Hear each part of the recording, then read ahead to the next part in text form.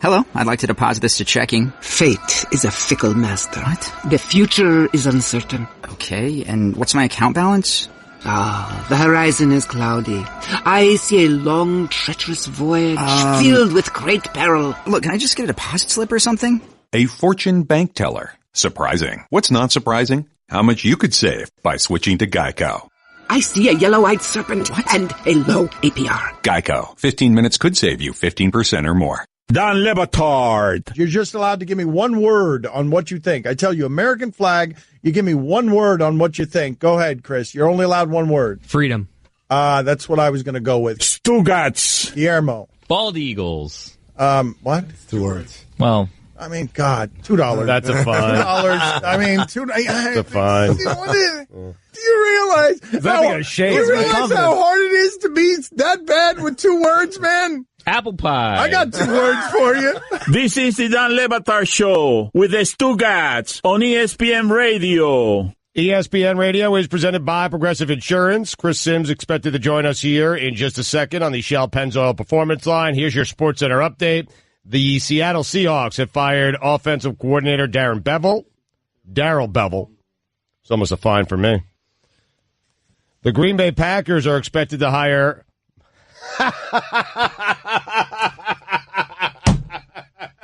That might as well be his name. What are you laughing at? I don't know I don't think anybody knows what you're laughing at. Oh, Mike knows, and he's going to laugh in a second with me. The Packers are expected to hire Mike Pettin as defensive coordinator. I was wondering what happened to him. He was the Browns defensive coordinator. No, he disappeared after that. No, he's the Browns head coach. Oh, he's the Browns head coach. That's right. He's the Jets defensive coordinator for a while. I can't believe how much the name Mike Pettin worked for you comedically.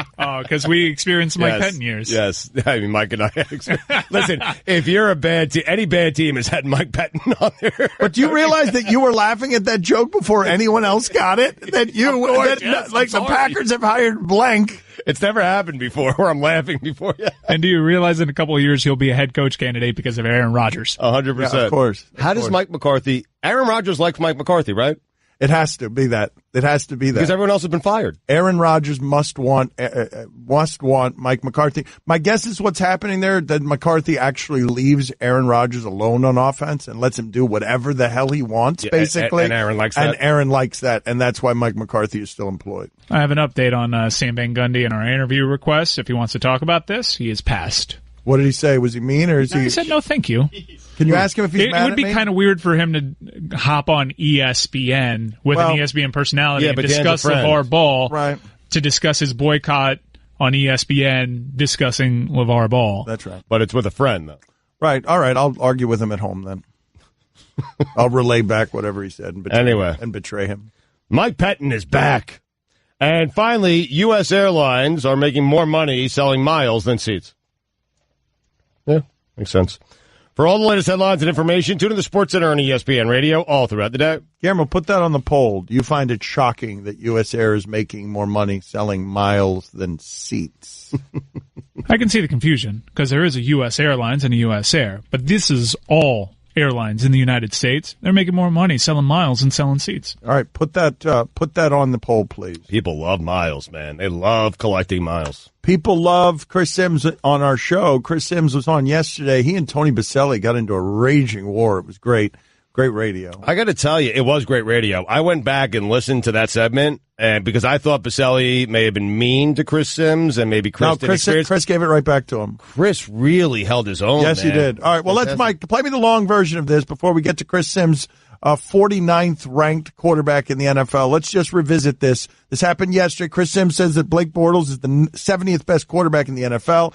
Tony Baselli, former Jag, famous Jag, just went after Sims. I think after your stupid comments, I might know more about quarterbacks because guess what? Dave Caldwell isn't making the decision, idiot. It's Tom Coughlin. He's in charge down here now. Wow. So what do you say he was a little stuck. Take that. Put that in your pipe and smoke it. Whoa! That's fine. Listen, I'm not going to mess with you, but that's just the way I feel. I studied this hard, but I can also tell you that most of the coaches didn't want your job in Jacksonville last year either because they didn't want to deal with Blake Bortles either. That's so true. That's true. And guess what? Most of those coaches are at home right now watching the playoffs as we play Sunday. Obviously, you better watch the film a little closer. No.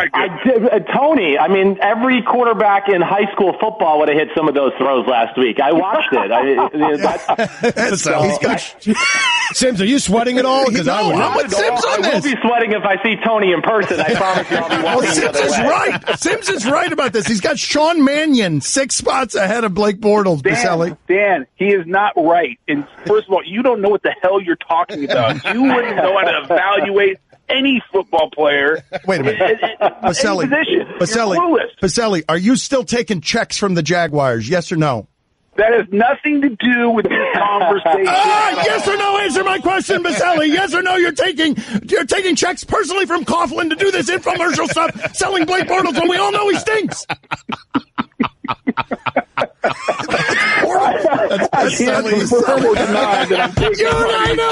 I know it. You've been smoked out, Baselli. I got Baselli. You oaf cartoon egg. I got you. How many millions are they paying you to be Baghdad Brewski and sell your soul to defend Blake Bortles when you know very well that he stinks? Say it before we get out of here. I want to bully the bully. Baselli, admit on the paycheck that you have from the Jags that Bortles stinks. Say it. No, he's not great. Baghdad Baselli! He's not great. The best part, you got to love a guy. Because, Dan, you know this is not common. Baselli just laughing at you saying laughing, that about just him. laughing. So Sims is right about everything. You can check him out, Bleacher Report. I think this will bolster Sims's argument more than anything. You have a Titan safety who came out and said yesterday that he wants to make Tom Brady look like Blake Bortles. Bortles is one of the 8 quarterbacks left, and people are still making fun of him. Bortles is being used as a slur by others. We're going to turn Tom Brady into Blake Bortles is bulletin board material because Blake Bortles is poop.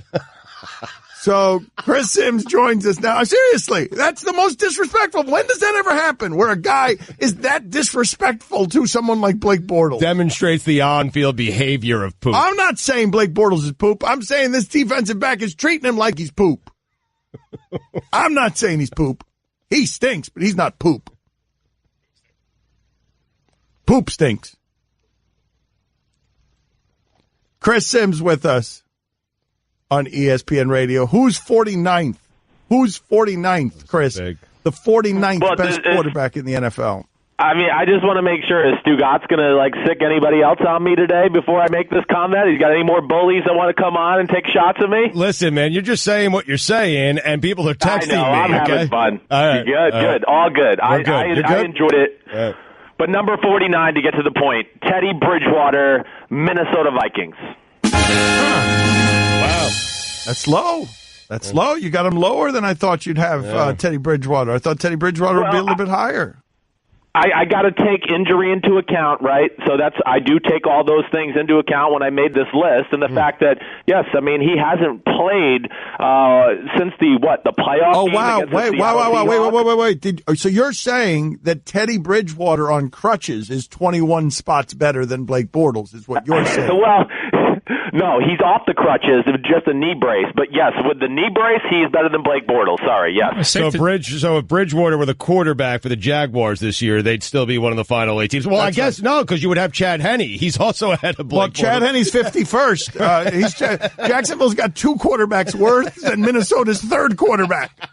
It's safe to say that there are probably 3 Minnesota Vikings quarterbacks on this list ahead of Blake Bortles. And now that we're at 49, we might start seeing some starters starting to pop up. Yes, all right. I'm very excited about where this list goes. All right, Bleacher Report is where it's at. Check out Chris Sims. Chris, is there anyone else that we could get who would be a bulldog that thinks some of the things that you've said are stupid and they want to attack you on air? If you want to give us that ammunition, we'd be happy to bring that person on with us tomorrow.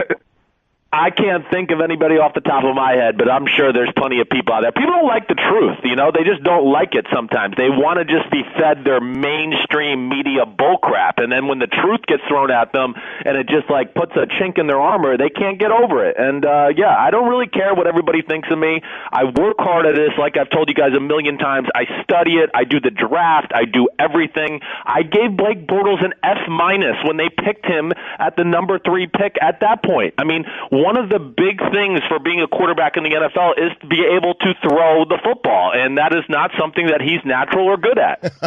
I mean, F minus run is the Wildcat. I told you. I'm with you. I know. You're so right on all this. I'm thinking of former Jaguars that we could bring on that like Baselli did yesterday, but I think they all agree with Chris. Yeah, F minus though, Chris. That's so strong. F minus.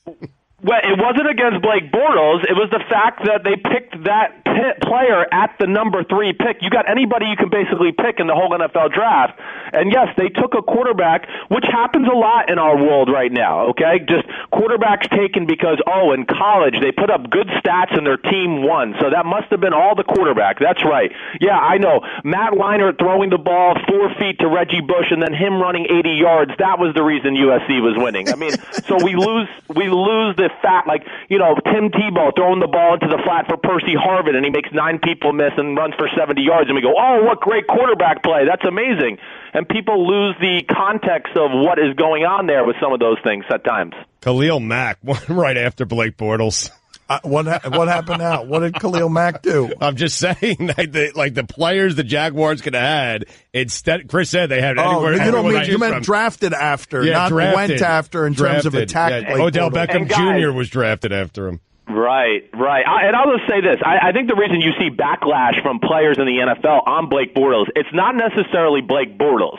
What makes NFL players mad is the fact that, let's say, the 70th best quarterback is making 3 times more money than people like Cam Chancellor. So that's when you want to piss defensive players off. You give a quarterback all that money, he gets all that attention. Defensive players hate quarterbacks as it is already, but then they go, man, that guy shouldn't even be playing, and he's making 3 times more than me. That will launch a sounding board for defensive players in the NFL. That's great stuff. All right, we'll talk to you tomorrow, sir. Thank you. I've grown to really like this guy and the way that he thinks about things. Thank you, Chris. We appreciate your time, sir. Thank you, guys. Be good. Have a good day. Derek Carr went in the second round. Yeah. Same draft, and so did Teddy Bridgewater. Yeah, no, well, there's actually an interesting conversation to be had here around this spoofing that we're doing, which is the idea of once you're given an opportunity at the very top of the food chain, it's hard to lose it. And a lot of people right now could be getting the opportunity Blake Bortles is getting and be deep in the playoffs and have an opportunity here to knock off Tom Brady. And Blake Bortles is really bad at his job, man. They're just very simple things that Chris Sims can see, Stugotz. That play in the Alabama game, the play in the Alabama game at the end, Chris Sims can see that play and see that that's not a great play by the offensive player. It's fine.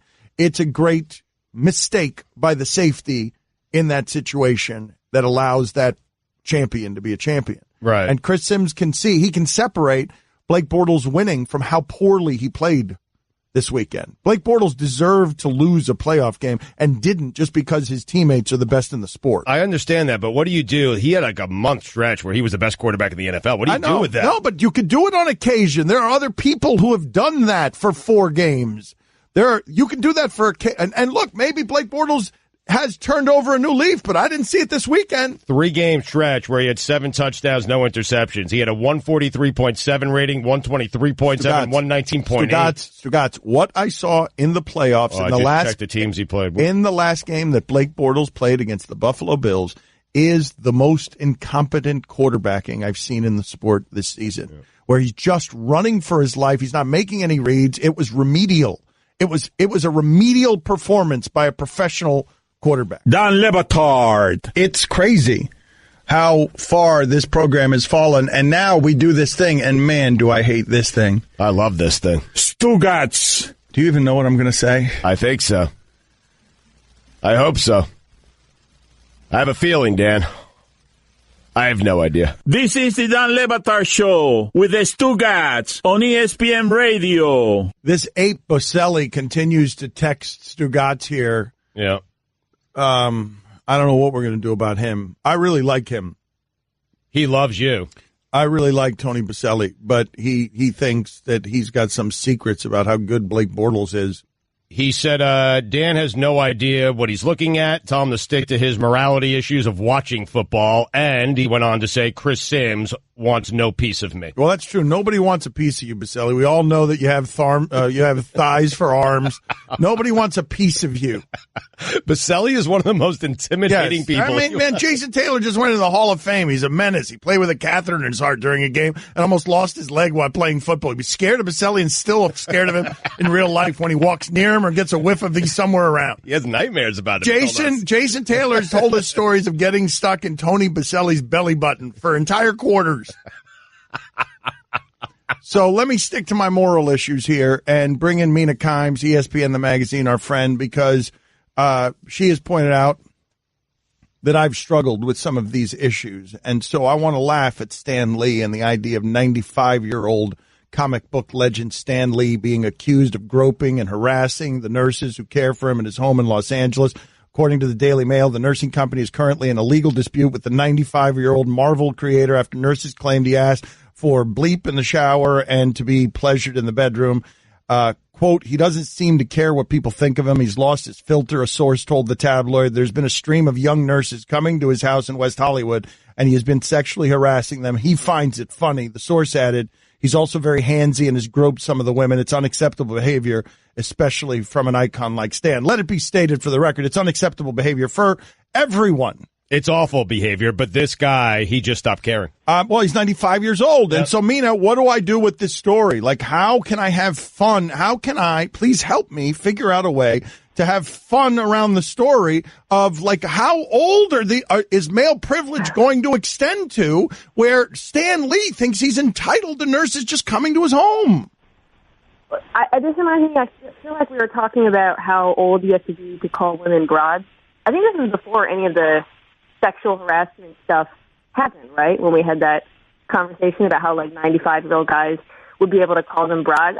I was thinking about this, Dan, the other day, because especially with regards to the old guys, and I was thinking about how, well, we trust, because somebody was saying, I can't remember which of it's so hard to keep track, maybe it was Charlie Rose, about how, like, well, he grew up in a different time, and, you know, how can we expect him, maybe it was Richardson, actually, to not keep tabs on changing environment and culture.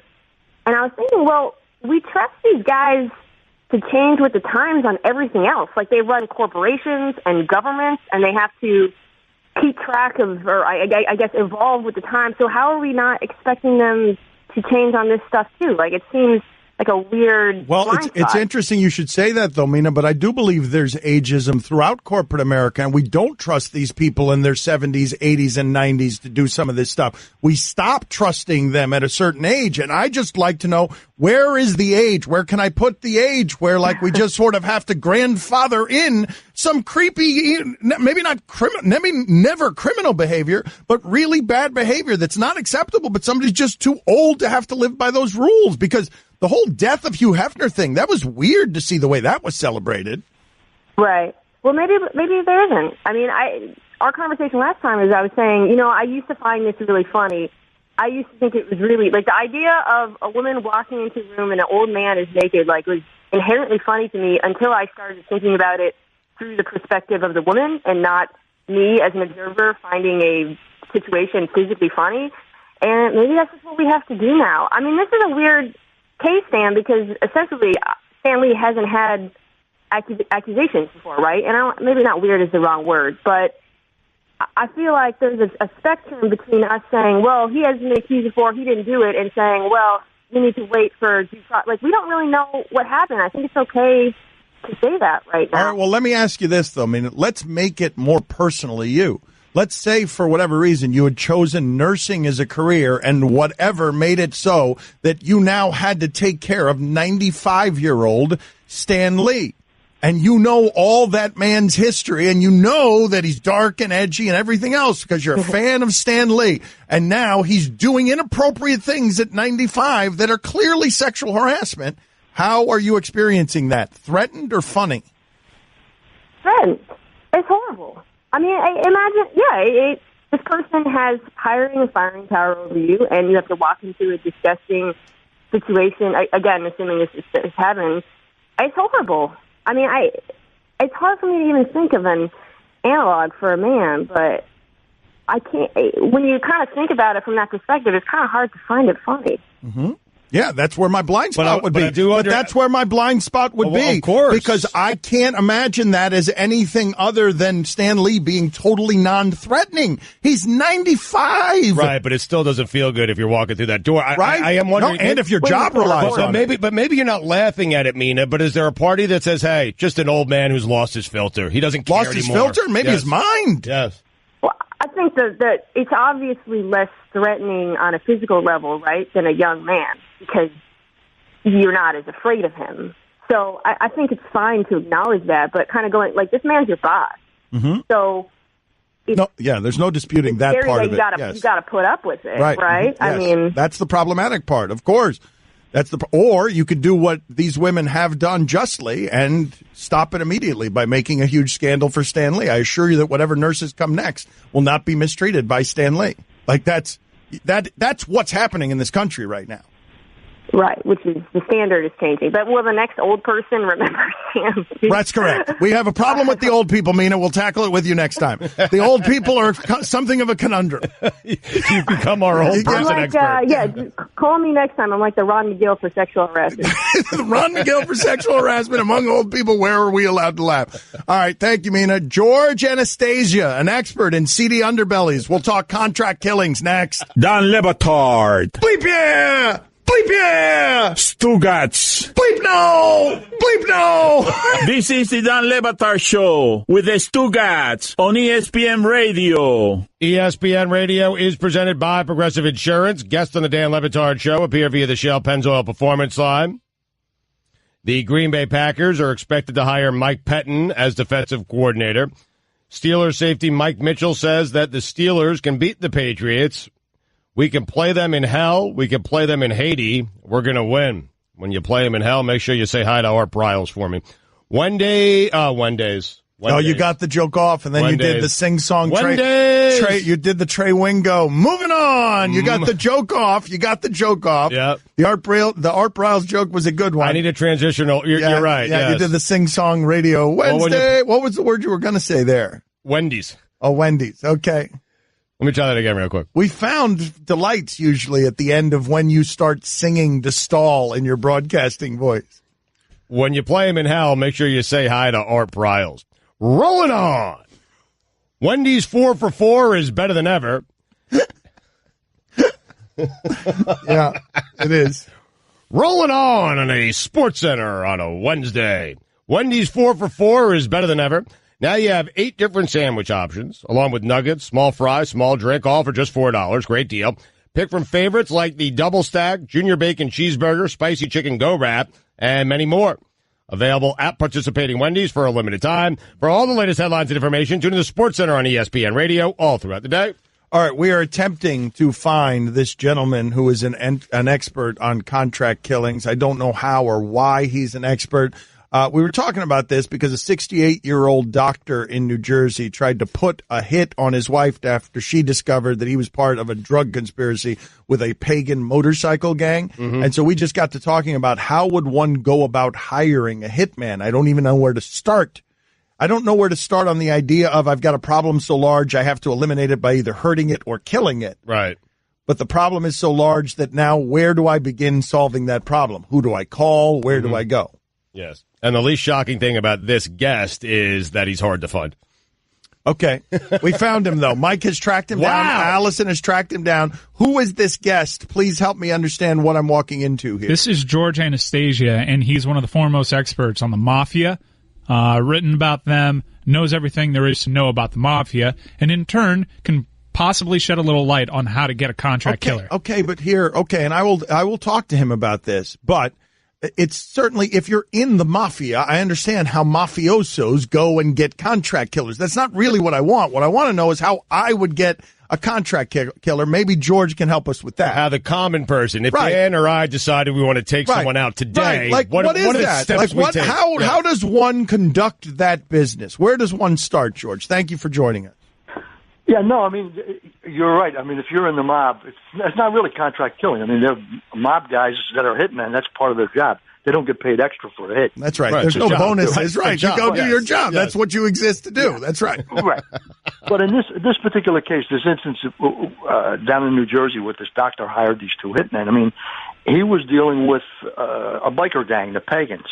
He was involved apparently in, the bikers are heavily involved in opioids, and a couple doctors get involved. They run pill mills. They write scripts and they get the pills. Huh. The Pagans. Oh, okay. I hadn't seen that. I didn't understand that part of the story. Nice, good expertise. Thank you, expert George. Yeah. So I mean, this is kind of the second case involving a doctor where I've seen this, where this doctor basically is dealing in this underworld where these biker guys are, and there are guys in the outlaw world, the bikers and others, who are willing to do almost anything for money.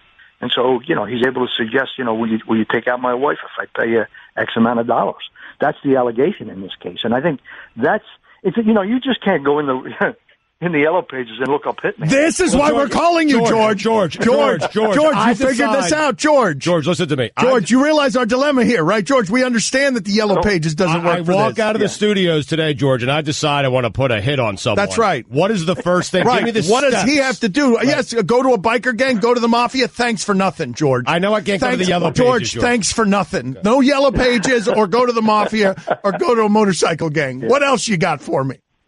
No, I mean, think about it. I mean, even at that, if you walk out of your door and go to a biker clubhouse, they're going to say, "Who the hell are you?" They're not going to do business with you. This was a situation where you already had a business relationship. The allegation. Okay, this but you're telling me, you're telling me the layman cannot just get a hitman. That's what you're saying. It's not possible. You need to network her.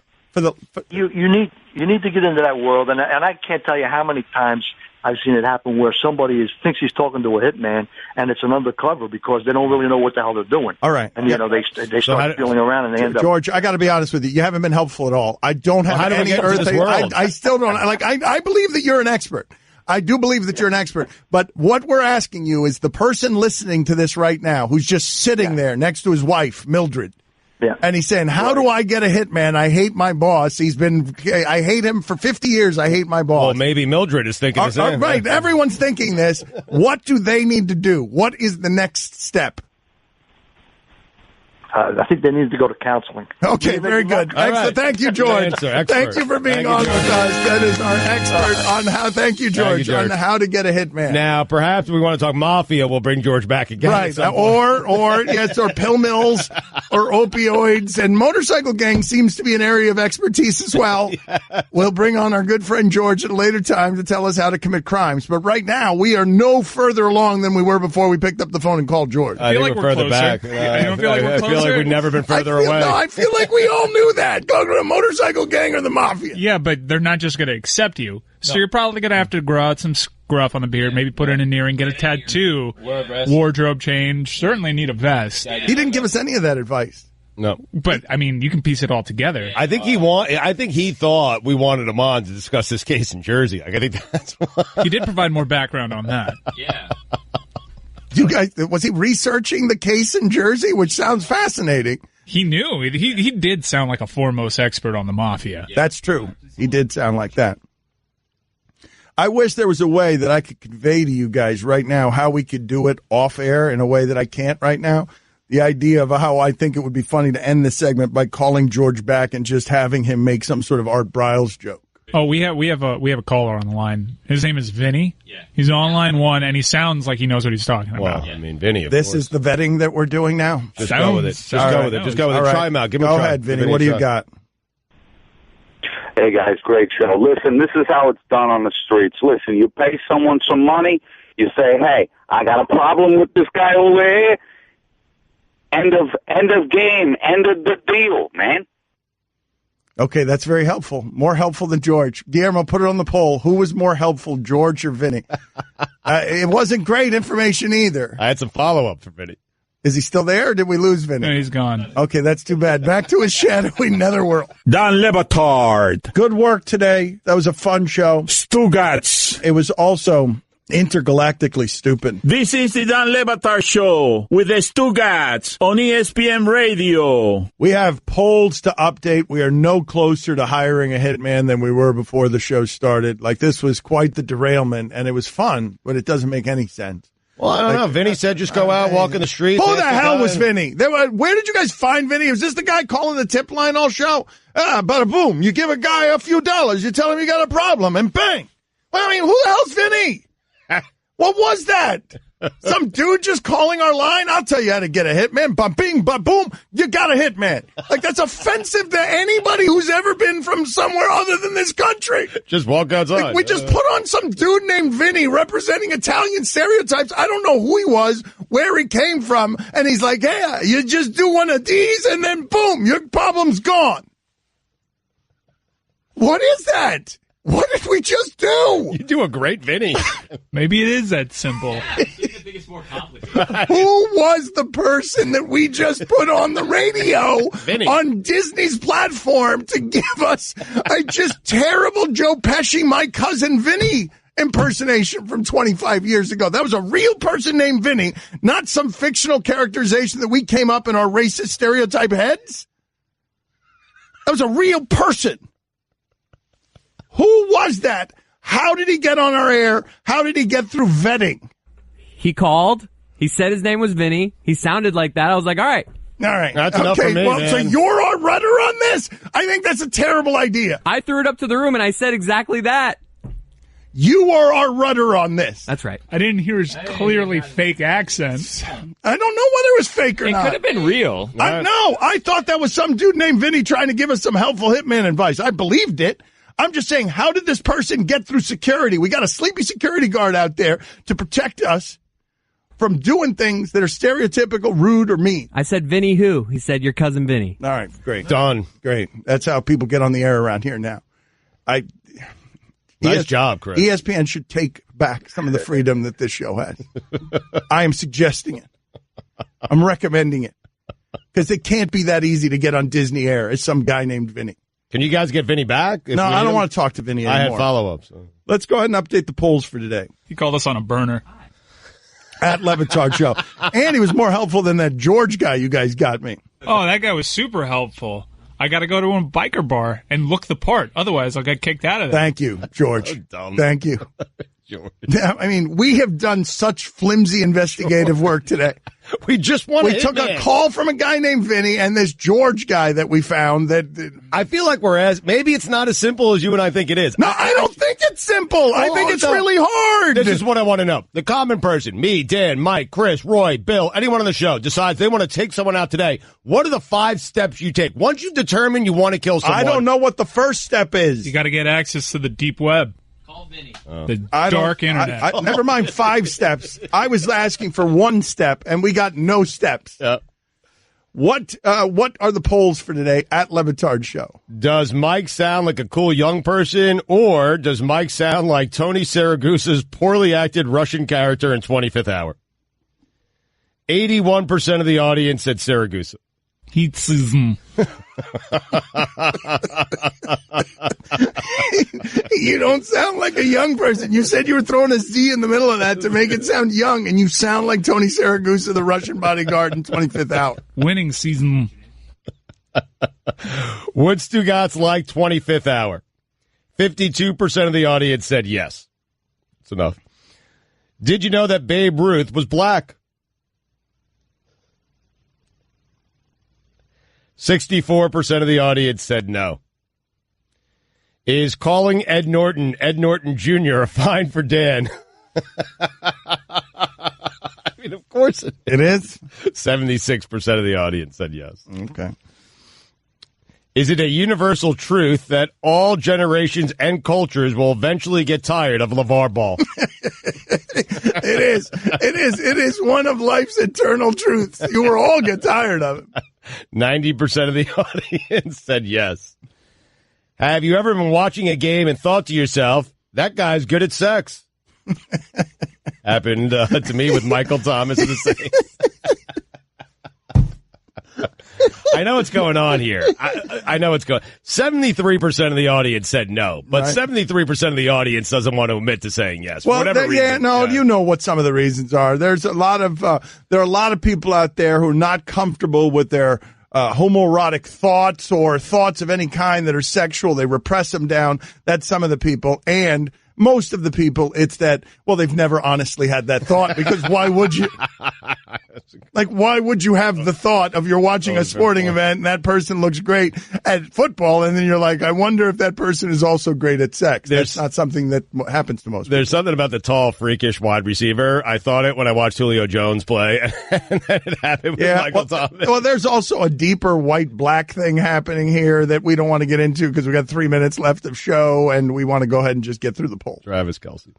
Travis Kelce would be a nice loophole, though, because I do believe that Travis Kelce is probably very good at sex. I also feel like Julian Edelman is a night to remember. Oh, yes, I agree. I agreed. Guillermo, put that on the poll. Is Julian Edelman a night to remember? And I think people will agree. Yes. He will.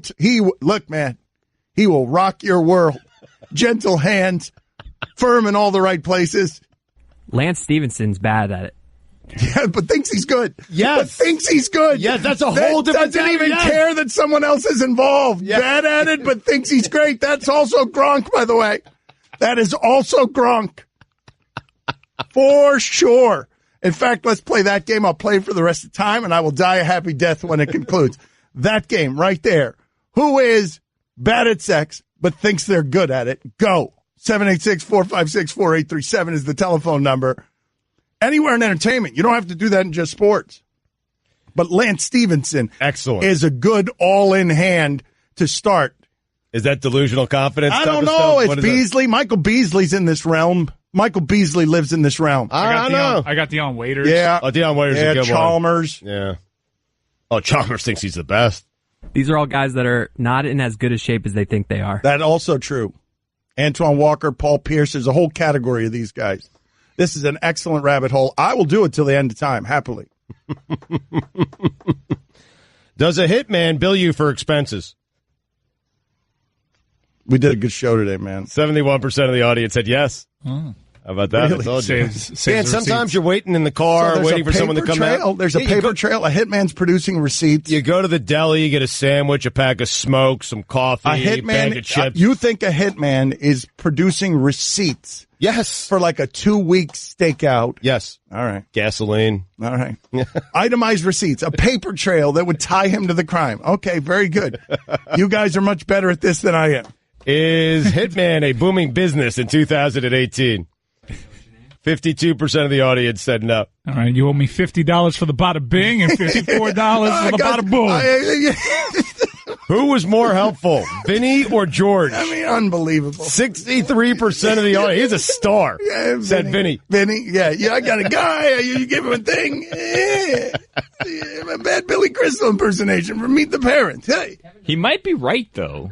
Look, man, we can't test it. Well, here's the thing. Killed. This is what I'm telling you. We just did we are the new generation of Brown for this network when it comes to content production. And we just did what they did in Scarface with all those Jewish people that they pretended were brown in Scarface. Offensive to my Hispanic people that there was an Al Israel playing someone. You meant analyze this. That's a 5.